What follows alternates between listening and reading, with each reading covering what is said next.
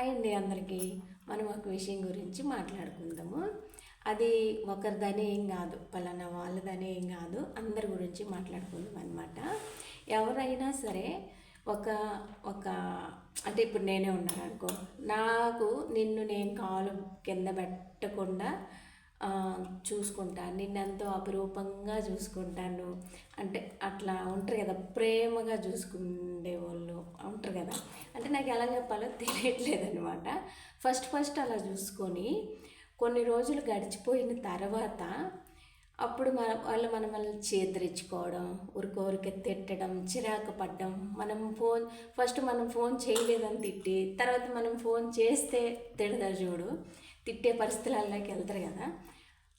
ఆ విషయాన్ని అవతల వ్యక్తికి పర్సనల్గా ప్రాబ్లం ఏమన్నా ఉంది అనేది అనుకోవాలనా, అంటే వాళ్ళు వాళ్ళు ఏ విషయంలోనైనా టెన్షన్ పడుతుండ్రని అనుకోవాలనా, లేకపోతే మనం దూరం అయితే బాగుండు అంటే మనమంటే విరక్తి అసహించుకునే పరిస్థితికి వచ్చిందంటే మనమంటే విరక్తి పుట్టి అలా మాట్లాడుతుండ్రా, ఏదనుకోవచ్చు దీంట్లో. మీరు కామెంట్ చేయండి, మీరైతే ఏమనుకుంటారో, నేనైతే ఏమనుకుంటానో మీ కామెంట్లు చూసి నేను చెప్తాను అనమాట.